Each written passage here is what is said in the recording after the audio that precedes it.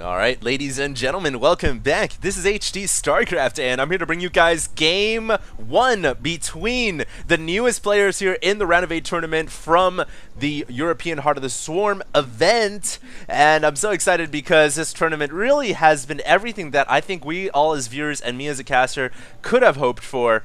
You know, I was worried for a long time that we were going to have a situation where the units weren't just even used, and I was like, well, I just got to give it a shot. I got to cast it anyways. And so far, it has been everything that I could have hoped for, everything I could have expected. You know, count on the pro gamers. When you've got really smart people controlling the game here and playing their races out, and, you know, StarCraft 2 players are really, really smart, man. You got to be smart to play this game at a high level. You will see the new units and strategies being used. We've seen countless build orders. We've seen countless ideas just kind of getting formulated and fleshed out, and so far it has been absolutely amazing. Now, this is the last round of 8 game from this tournament, and I've already casted the other 3 round of 8 games. We already know who's going to be in the semifinals, but there is one slot remaining. One slot remaining for any of these 2 players, and with that, let me go ahead and do the introduction. Down in the bottom right-hand corner of Ohana again, we've got the orange Protoss player.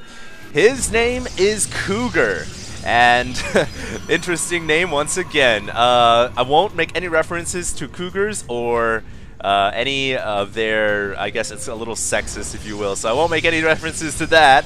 I only know about that when I go out to bars with my friends. Don't get hit on by that Cougar. Over at the top left-hand corner, we have Empire's leader, Ho8ot, and that's actually not how you spell his name. I believe it's Ho8ot, but for whatever reason it's Ho8ot this time, so that's how we'll pronounce his name. And Ho8ot will be the green Zerg at the top left hand corner.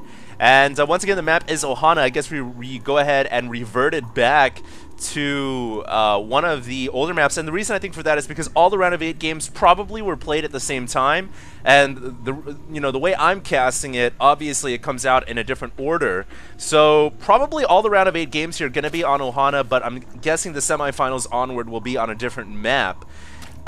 I'll take this opportunity to go ahead and let you guys know about a slight technical issue here. When I loaded up the replay pack, Game 1 was actually only 2 seconds long. And, you know, I loaded up, I was like, what happens here? And obviously nothing. They just leave the game instantly. So, that means one of 2 things. Either this is going to end in a 2-0, or it's going to mean that one of these games is already over and one of the players already has a score of 1-0. So I don't know which one it is, but I do know that there's a hatchery coming up right now in the natural of the Protoss player. Whoa, whoa, calm down here, hold your horses. All right, so this is actually a strategy that some Zerg players can employ. I've actually done this many times before against Dopa, and the way this works is basically you get a hatchery down at the natural, and you make a queen out of it and plant a creep tumor down so that the Protoss player cannot make anything as a nexus. And why is this Overlord already able to poop creep? That's weird. That is actually really weird. Can Overlords poop creep already in Heart of the Swarm? And is this some kind of sick strategy that I'm not aware of? Once again, just going back to what I was saying before, man, Heart of the Storm, all about cool new units and abilities. Now, what is he going to do? He's got creep here. No, he runs the drone up into the main. And I actually don't know the reason behind building the hatchery there then. Do you need the hatchery there to begin pooping creep? I'm not entirely sure, but as it stands, oh, he tried to get the evolution chamber down, but he wasn't able to do so. And I can't really fathom what the idea behind that was. I think maybe he was hoping that there wouldn't be an early Zealot out. Obviously, this works well if the Protoss doesn't have a gateway up already, but of course Cougar did. And because Cougar had the gateway up, he was able to get a Zealot out and kills off not only the drone, but also the Overlord. Now, there are some Zerglings working through the side rocks, looking to punch a hole through the side, the belly of the Protoss natural. But a very interesting start to this game, and I can't help but feel that Ho8ot is behind now. You know, it's not like he did get the cancel off on the hatchery, sure. So he gets some of his money back, but it does set him back a little bit because it means his natural hatchery isn't up as soon as you would normally like. However, having said that, he did block the Protoss natural for quite some time. And so now, you know, revising my thought process a little bit, since he did block the Protoss natural, I feel like this might have been effective. It's really hard to tell. It's too early to see, but if we're looking at the, you know, the Harvester tab, it's 25 to 20, 38 to 27. It certainly looks like it was effective, but now it looks like Cougar is going to go for a 3-gate. 3-gate timing here, warp gate timing, and he's got a pylon on the low ground, but the Overlord spots it, and Zerglin's immediately making their way down there. However, Zealots are warping in on the low ground. And that is going to shut down the Zerglings, and so the pylon will be reinforced, and this warp gate really came... I mean, I think it came pretty quickly. It is 8 minutes right now, but it came pretty quickly considering that Word opened up with a forge and a forge at the beginning at the front door and was trying to go for a Nexus. And now the Zealots are inside the natural, but too many roaches are here. And I think Ho8ot's going to be able to hold this off. This is so weird and, you know, totally unconventional game, but it looks like after all is said and done, this will probably end up resetting into a normal Zerg versus Protoss. As normal as you can be after you open up with the hatchery at the Protoss natural and then you go for a warp gate inside the Zerg main. I mean, this is as normal as can possibly be. Most games opening up like this would have ended by now. But, you know, it certainly seems like Overlords in Heart of the Swarm, at least as of this game, the custom game mode in arcade, allows Overlords to poop creep before layer. They actually don't need layer to do that, and that makes things very interesting. So yeah, Ho8ot trying to open up with a very unconventional strategy. It didn't end up working, but in a way, you know, it did block the Protoss natural. He didn't get the hatchery down, but he did block the natural for a really long time. And because of that, I think this game has reset to the point where it's very, very even now. Maybe the Protoss, even Cougar, might be a little bit behind. And right now he's trying to get a Stargate up, but that was easily scouted by the Overlord. And Ho8ot is going to relay that information back home. And, you know, as a Zerg, when you see a Stargate coming up by Protoss, usually your first instinct, get more Queens, or get an Evolution Chamber down so you can get Spore Crawlers, because you don't know if it's Phoenix. But it looks like we're going to have the Oracle coming out. Oh man, this is going to be cool. And you know, I played a lot of games in Heart of the Storm Custom. I played against Dopa. He's actually been using the Oracle a lot more. I haven't been uploading those videos because, you know, I've been busy doing this tournament. But I can tell you guys, this Oracle, it can be so annoying, man. It is one of the most irritating units in the game because it flies in, it can entomb all your mineral patches, and all of a sudden, if you get entombed a little bit too much, you might find yourself really high in Vespene and extremely low on minerals. And Zerg does not want to be low on minerals because obviously, well, no race wants to be low on minerals. Everything requires at a base, as a foundation, it requires minerals. And oh, look at this! Cougar energized the Oracle with the Mothership Core. The Energize ability allows Protoss to energize any unit or building to full energy. And the Oracle comes out with full energy here, and that means a lot of entombs. Oh man, now the Spore Crawlers are coming up, but no, he's going to use Preordain on the hatchery. Interesting, very interesting. Now, okay, I thought he was going to use Entomb for sure, but he ends up using a double Preordain. Now, what Preordain essentially does is it allows the Protoss to see what this building sees. So if we click on the Protoss vision here, he sees everything the Zerg is doing right now. Not only that, but the Preordain actually acts as a detector as well. It gives Protoss detection on that building, on that area. So essentially what this means is Protoss now are no longer forced to go into robotics for detection. They can actually go Stargate play to get detection out, and that means, of course, they can use the Oracle as a scout as well. It's like a quick observer, if you will. And so I actually like that play a lot by Cougar, and he sees everything that's coming right now. Now, does he deduce? Yes, he does. You know, that vision lasts for like a minute, man, and he sees the Swarm Host. So Ho8ot is going for Swarm Hosts here. And now it looks like the Oracle coming in. Oh man, has it been using? It's using the Cloaking Field right now on the Zealots. This is the other ability on the Oracle. it can use a cloaking field, and it lasts for, I don't know how long it lasts, for like a minute or something, and it cloaks everything underneath, including buildings, and I'm pretty sure that Cougar used the mothership core to energize this Oracle, because it shouldn't have had enough energy to do that. And so the Zealots are doing a little bit of a harass here, but nothing too serious, and now the Swarm Hosts are coming. Now this is a very dangerous point for the Protoss player. You do not want to let Swarm Hosts contain you outside of the natural, and definitely not limit you from getting a third base. So right now, Cougar needs to set up a situation here, some type of security at the third base, and you know what? That Oracle can come in quite handy if he can cloak his army. That Oracle has more than enough energy to cloak, and there you guys can see it cloaks everything around 7 range for 60 seconds. So here we go. Will Cougar launch the cloak? It doesn't look like he needs to yet, but he's going to do it anyways. There's an Overseer though, and if Cougar can take out Ho8ot's Overseer, then Ho8ot will be in a lot of trouble. And Ho8ot dropping a few changelings down for whatever reason. The Locusts beginning to spawn out of the Swarm Hosts. And here we go, man. Ho8ot moving in with the Locusts. And, you know, what he wants to do now is slowly make his way with the Locusts towards his Protoss third. But oh, I love it, man. Cougar's already got a Colossus out. This is brilliant. And the way to stop Locusts, I've done this time and time again, and obviously this is my opinion after hundreds of gamings in Heart of the Swarm. My opinion, you need a lot of ranged units to take out Locusts, like the Colossus, the perfect unit to kill off Locusts. So right now, what Cougar needs to do is get his Colossus in the back to protect his third, but the Zerglings and Locusts and Roaches are swarming in. And Cougar might just very well lose this Nexus. I think he will, but instead of trying to save it, he's going to go for the Swarm Host instead. I kind of like the idea because the Nexus was dead anyways. There's no way he was going to be able to save it. And so the Nexus is gone, but he might be able to pick off a ton of Swarm Hosts. Oh, wow. He just killed off like 8 Swarm Hosts, I think. And that's a big dip in supply for the Zerg player.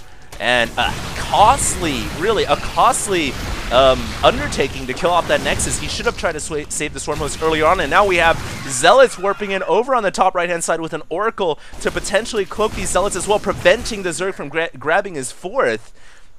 So what Cougar is saying here is, alright, if you deny my third, I deny your fourth, and we're still going to be 2 to 3 bases, but it looks like now he's also going to claim his third base, so this is starting to look, I want to say starting to look better for Cougar as time goes on. Really is, and Cougar here holding the line with these Zealots using the cloaking field, and these Roaches have got to back away, man, or he's got to bring in an Overseer right now. I'm not too sure why he's sticking around. You can't fight against cloaked Zealots, and now the Zealots are moving in, but there's a lot of Roaches here, and the Oracle not following, not too sure why. There is an Overseer morphing in regardless, so it looks like he'll have to pull away. And Ho8ot should be able to push these Zealots back home. Meanwhile, he is also grabbing a fourth at on the other side of Ohana, which is a good idea. And, ooh, 18 Mutalisks on the way from Ho8ot. Very nice tech switch, and Mutas have always been something that Protoss fear. If you can just surprise Protoss with 1 million Mutas, it can be very hard for them to hold off. And I kind of like the decision because he knows that Cougar has stretched himself quite thin. He's gone Robo for Colossus, he's gone Stargate for Oracle, and so it's going to be pretty hard for him to get enough units out here to counter the Mutalisks. Obviously, Colossus don't counter Mutas at all, and he's going to have to do a lot of damage with these Mutas, and I think he'll be able to do just that. But look at this! Cougar has already started Psionic Storm, so if Cougar can hold on until Storm comes in, he might be in a good situation. He just used Mothership Recall to bring his units back home, and he should be able to defend here against the Mutas. The Mutas take off the Cybernetics core, and that does limit Stalker production, but it's not a huge loss. Cougar will be able to rebuild that core somewhere, and it looks like it's coming back inside the main base. Oh man, this game is totally bonkers right now. I have no idea what's going to happen.